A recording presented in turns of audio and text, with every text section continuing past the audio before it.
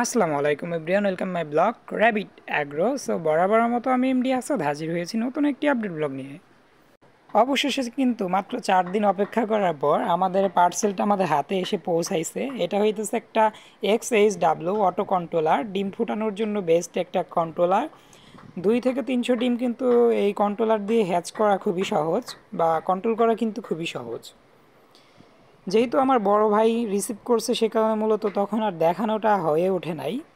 তো এখন কিন্তু আমি খুলে সব কিছু আপনাদের একটু বোঝাই দেওয়ার চেষ্টা করব, এবং আমি কিন্তু সেটিং করে দেব খুব দ্রুত আজকেই। মাত্র 3 থেকে 4 দিনের ভিতরে কিন্তু কোনো পার্সেল অর্ডার করলে আমরা হাতে পেয়ে যাই। যেহেতু ঢাকার পার্শ্ববর্তী জেলা মানিকগঞ্জে আমার বাসা, সে কারণে মূলত পার্সেলটা আসতে খুব একটা বেশি সময় যে লাগে সেটা কিন্তু না। অন্যান্য জেলায় হলে একটু সময় বেশিও লাগতে পারে এবং ডেলিভারি চার্জটা একটু বেশি লাগবে। যেহেতু আমি পার্শ্ববর্তী জেলায় ঢাকার, সো সে কারণে মূলত খুব দ্রুত আমার হাতে এসে পৌঁছায় এবং ডেলিভারি চার্জটাও কিন্তু খুবই কম লাগে।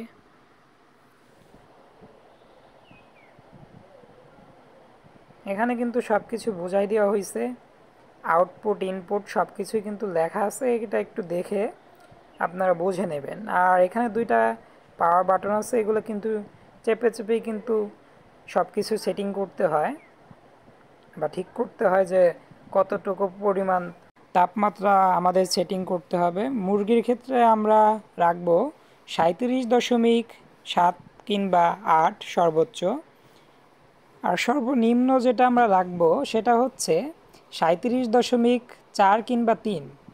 3-এর নিচে নামানো যাবে না, তাহলে কিন্তু আমাদের ডিমটা বেশি ঠান্ডা হয়ে যাবে। এখনই আমি সব কিছু সেটিং করব। সো সেটিং করার পর ফিরে আসবো আবার। এটা হচ্ছে 301 কন্ট্রোলার। So XH-W 301 controller. আর আমরা পিছনের দিকে দেখতে পাচ্ছি ইনপুট এবং আউটপুট। ইনপুটটা হচ্ছে আমরা সাধারণত বিদ্যুতের সঙ্গে সংযোগ করব, বা কারেন্টের লাইনটার সঙ্গে কিন্তু আমরা সংযোগ করে দেবো, লালটার সঙ্গে লালটা, কালোটার সঙ্গে কালোটা।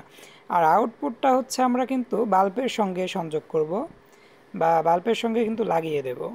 তাহলে কিন্তু আমাদের কাজ কমপ্লিট। আমাদের কিন্তু সব কিছু সেটিং করাও কমপ্লিট, এবং 37.4 তাপমাত্রাটা কিন্তু আমাদের অটো কন্ট্রোলারে শো করতেছে।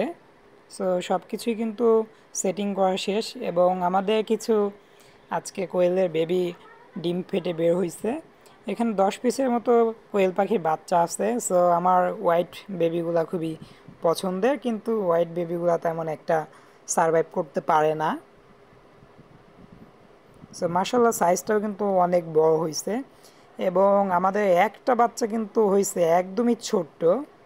সো এ ধরনের ছোট বাচ্চা দেখলে মনেই হয় এগুলো বাঁচানো সম্ভব হবে না। একদমই কিন্তু পুচকি, সবচাইতে ছোট বাচ্চা এটা। সম্ভবত এটা শেষ পর্যন্ত সারভাইভ করবে না বা বেঁচে থাকবে না। আর বাকি সবগুলাই কিন্তু মোটামুটি অনেক বড়। আর এখানকার ডিমগুলা কিন্তু আমরা আজকেই কিন্তু উপরে দিয়ে দেব। যে কোয়েলের ডিমগুলো আছে এগুলার বয়স হয়েছে আজকে 14 দিন বসানো হয়েছে। আর এটা কিন্তু আমাদের তাপটা কন্ট্রোল করতেছে মূলত। আর আমরা বাচ্চাগুলা কিন্তু আজকেই বা এখনই কিন্তু নিয়ে যাব। গতকালকে দুপুরবেলা ডিম থেকে বের হয়েছে ওরা, যদিও গতকালকে রাত্রে বের হওয়ার কথা ছিল। যেহেতু একদমই পারফেক্টলি তাপ পাইছে, সে কারণে মূলত ওরা একটু আগেই বের হয়ে পড়ছে। আর মাত্র 1.5 থেকে 2 ঘন্টার ভিতরেই কিন্তু আমাদের 10টা বেবি বের হয়েছে ডিম থেকে। এমনিতে অনেকটাই সময় নেয়, আর এবার কিন্তু খুব দ্রুত হয়েছে। আমি বাচ্চাগুলো কিন্তু আস্তে আস্তে একটা একটা করে ধরে কার্টুনে কিন্তু রেখে দিতেছি, কেননা আমরা কিন্তু আমাদের র্যাবিট এগ্রোর যে ঘরটা আছে সেখানে কিন্তু সব কিছু সেটিং করা হয়ে গেছে। সেখানে মূলত আমি রেখে দেবো এগুলোকে নিয়ে। ওইখানে কিন্তু বাল্ব সহ সব কিছু যেগুলো লাগে ছোট বাচ্চার সব কিছুই কিন্তু সেটিং করা হয়ে গেছে। মূলত সেটিং করাই থাকে, যেহেতু আমার প্রতি সপ্তাহেই কিছু না কিছু বাচ্চা বের হয়, বা কিছু কিছু সপ্তাহে দেখা যায় 2বারও বাচ্চা বের হয়। সে কারণে মূলত সব কিছু সবসময় সেটিং করাই থাকে। আমরা যেহেতু অনেকটা সময় হয়েছে আমাদের ইনকিউবেটরের দরজাটা খুলে রাখছি, সে কারণে মূলত আমাদের ইনকিউবেটরের মিটারে কিন্তু দেখা যেতেছে তাপমাত্রা অনেকটাই কমে গেছে। আমরা খুব দ্রুতই কিন্তু এই ডিমগুলো আবার আমরা আমাদের ইনকিউবেটরে ঢুকিয়ে দেব। এখানে 50 পিসের মতো ডিম আছে। একটা ডিমের কালারটা একটু ডিফারেন্ট, বেশি হোয়াইট। সো ডিমের সাইজগুলোও কিন্তু মাশাল্লাহ অনেক বড় বড় হয়েছে। এগুলো কিন্তু আমরা সবই কিন্তু আমাদের ইনকিউবেটরে এখনই ঢুকিয়ে দেব। আজকে থেকে মূলত আমাদের কোয়েলগুলা যে ডিম পারবে সব ডিম কিন্তু আমরা বাচ্চা ওঠানোর জন্য রেখে দেব না, সব ডিম মূলত আমরা খেয়ে ফেলবো। যেহেতু অনেক কিন্তু বসানো হয়ে গেছে, এবার যদি 50 পিসের ভিতরে আমরা 30 পিসও বেবি পাই তাহলেও কিন্তু যথেষ্ট। আমরা 50 পিস চাইতেছি প্যারেন্টস কোয়েল তৈরি করার জন্য। অলরেডি কিন্তু বাচ্চায় আছে 30 পিসের মতো। আর এগুলো থেকে পেলে আমরা কিন্তু 50 পিস প্লাস কিন্তু কোয়েল আমরা পেয়ে যাব। তাহলে যথেষ্ট। আমরা কিন্তু আমাদের ইনকিউবেটর থেকে বাচ্চাগুলো বের করে র্যাবিট এগ্রোর ঘরে যাচ্ছি। সো সামনে কিন্তু আমাদের স্নিগ্ধা ছিল।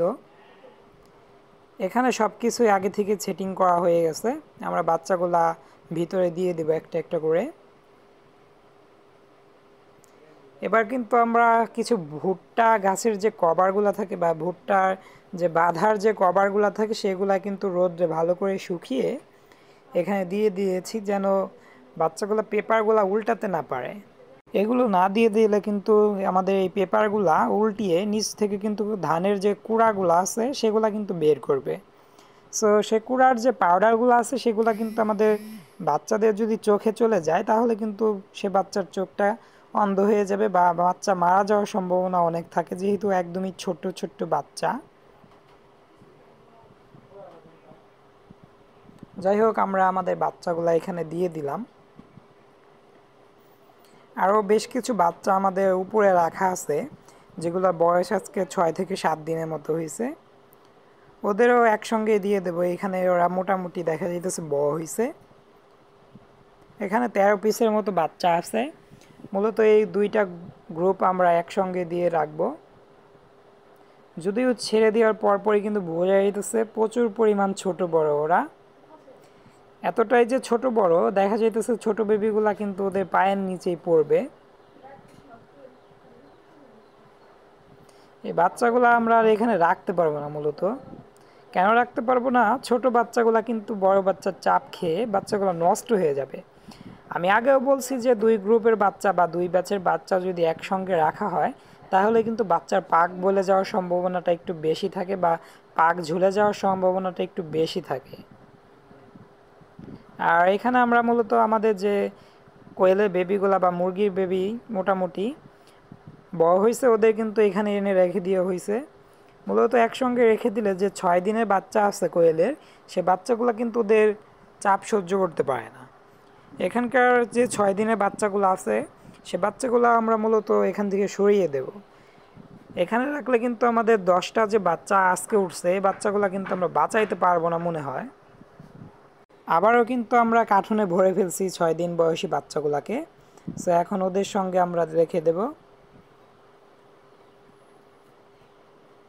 যদি ওদের সঙ্গে রাখলে এখন আর তেমন একটা রিস্ক নেই, যেহেতু ওদের বয়স 6 দিন হয়েছে। আর মোটামুটি দেখা যাচ্ছে বাচ্চাগুলো কিন্তু অনেকটাই সুস্থ সবল, উড়ে উড়েই কিন্তু যাইতে লাগছিল ওরা।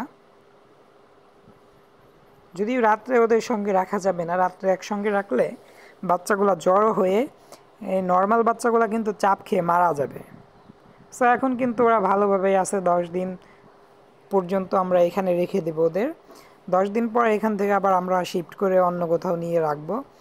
আর এদিকে আমাদের 50 পিস ডিম কিন্তু জায়গা মতো রেখে দেওয়া হয়ে গেছে। আর উপরে যে ডিমগুলোর বয়স আজকে 14 দিন সেগুলো রেখে দিছি। আর মাত্র 3 থেকে 4 দিনের ভিতরে কিন্তু সব ডিম হ্যাচ হবে বা সব ডিম ফেটে কিন্তু বাচ্চা বের হবে। সো আজকে ব্লগটি এ পর্যন্তই। দেখা হবে পরবর্তী নতুন কোনো আপডেট ব্লগে।